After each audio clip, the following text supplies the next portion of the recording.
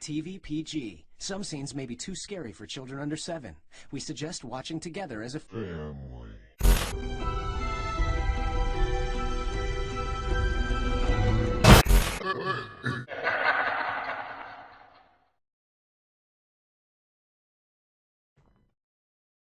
What the fuck is this? What up? Guys, welcome to Spooky Month. This month is going to be dedicated to supernatural content. I promise at least one video a week, and everything's going to be horror related. I may do more depending on how the week goes. I know we're already in October and we haven't released a single one. Hopefully this gets released on Friday. If not, I'll make it up to you guys. I promise. The latest will be Monday, second week of October, but we'll see how that goes. If I can release it Friday, then we're good. If we don't release it Friday and I have to release on Monday, I promise you guys something to make up for it. Anyway, 1 year ago, almost close to this date, I traveled down to the southern parts of the United States to visit some of the most haunted places in the country. This is my story. I'm gonna make videos related to the road trip that I took to go to all these different haunted locations, and it's only gonna be a couple videos. It should be enough for the rest of the month, and maybe I may sprinkle a couple 2-3 things in between. Anyway, so our first destination led us to St. Louis, Missouri, which has been said to have one of the most haunted places in the world. So we're gonna do that video soon. That's not the video I'm gonna talk about. What I'm gonna talk about is what we did after the very first destination. I should have a picture here of a clue where we went. Anyway, what I do want to talk about is the side quest that we took right afterwards. As soon as we left the location, I looked at my phone and I thought, wait a minute, isn't St. Louis, Missouri the same place that has the house that was inspired by the Exorcist? Sure enough, I looked it up online, and then yeah, the actual location of the house is located in St. Louis, Missouri, which ironically enough was only about 20 minutes away from where we were. So the story is about this young boy named Roland Doe. Now that's not his real name. They didn't want to use his real name, so they gave him the synonym. I think it's synonym, whatever it is. They gave him the name of Roland Doe, whenever they would speak to him to the media. The story behind him was that he was possessed. He is the most famous person who has had a exorcism done to them. So the story of Roland Doe is what inspired the horror novel The Exorcist, which would then be turned 2 years later to the Exorcist film, the one that we all know, the one that haunts my dreams. I still haven't seen that movie, guys. One day, maybe I'll do a live stream watching, or I'll watch it. I know most of the scenes. I know most of the scenes, and I know what happens, but I haven't fully watched it from beginning to end. So she still haunts me in my nights. Anyway, so it was later adapted to film, which is the Exorcist film that we all know and love and hate.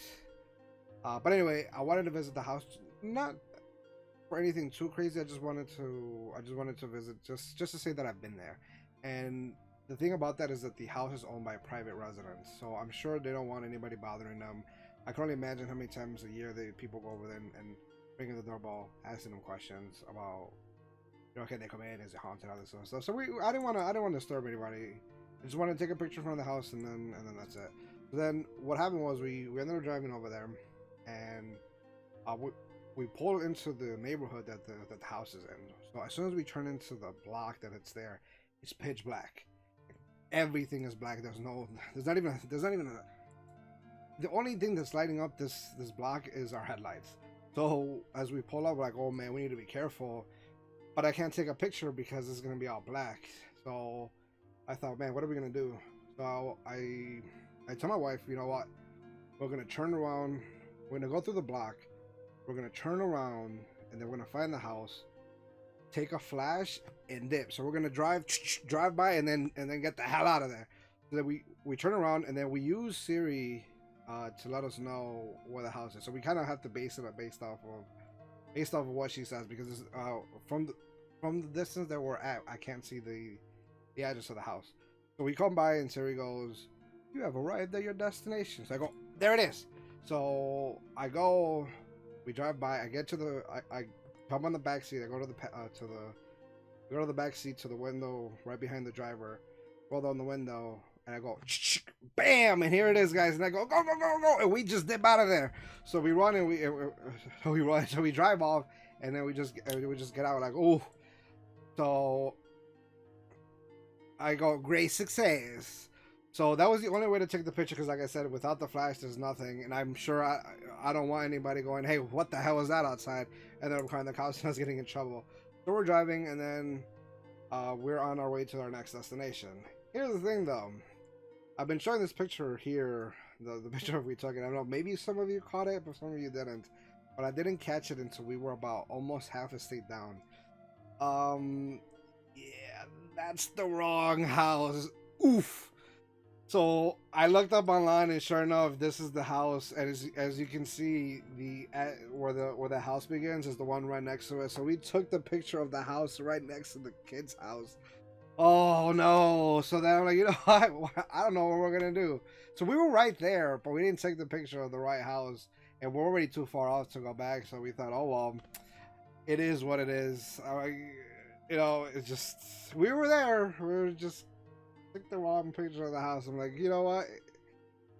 Second place trophy, you know. So we ended up going. We did our thing, and then that happened, right? Or did it? So on our way back from, now we spent about a good 2 weeks doing this road trip.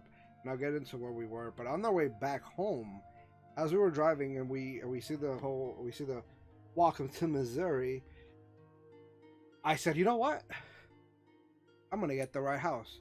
So I put it in Google Maps to see how far the house is from how far out of the way it is to go to the house, right? And sure enough, it was an hour out of the way. So I thought, you know what? Just another hour. Let's do this. So we drive, and we take the road there. At this point, it was daytime, so it wasn't a big deal. And sure enough, we drive right in front of the house again, and then bam! We ended up taking the right picture. So yeah, when I was there, it was interesting. So let me talk a little bit about that, right? So we get there, and it's pitch black, like I said, and that would normally increase the creepy factor behind it, but it just seemed like a regular residence. From what I hear, the owners of the house, it's just a house to them. They haven't reported anything. If they have, or if they do experience any paranormal activity stuff, they definitely don't put it out there. They just want to live. They just want to live in the house and live in peace, essentially, which I could totally respect it. I'm not going to go ahead and knock at your door, or, you know, disturb your residence. You know, I'm not gonna disturb them. So I'm like, you know what? I'm content with just taking the picture that I've been there, and then boom, there it is. So, that's the story about how I went to the Exorcist house. So, like so what I was saying though is that, yeah, it just seemed like a normal house. I didn't feel anything eerie. Sometimes when we drive, when you have this strange feeling when you go somewhere, and it wasn't like that. It just seemed like a regular house. That was a nice little piece of history, just to at least go visit that. The other places though, the other places that we've been to, which again, some of the most haunted places on the planet. I'll tell you my story and what ended up happening. And I will say this, and I probably should have said this in the beginning of the video, is that I went to these locations because I love paranormal stuff. I love hearing ghost stories. Last year we did a kind of like a Halloween type video, and I love the paranormal and all other stuff. And as much as I love it, at the same time, I'm not gonna kid myself. I'm not gonna try to say, or you know, something happens, a little crack or something, or you know, when a door opening or something like that, and instantly spook guys say, oh my god, it's a ghost. No, I want to go into this with an open mind, but at the same time as a skeptic. That way I know that way I know that it's what I'm watching is something, or if I experience something, I want to experience something legitimate and not something that I just fabricated, because I feel like that would make better content, which, you know. So, with that being said, I do have some very interesting things that happen on this trip. I'm gonna do it based upon how where I was all the way back to where we came back home. So expect more videos like these coming, but this is just a little warm up.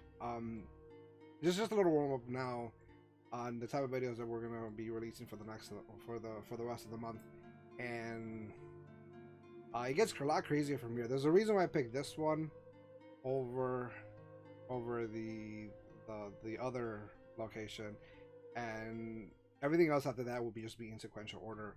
It gets all the way from interesting to spooky even. I don't want to spoil it anymore, guys, but hope you enjoy the story. See you guys very soon. Actually, one last thing I want to point out. Fuck it, just end it, god damn it. See you guys.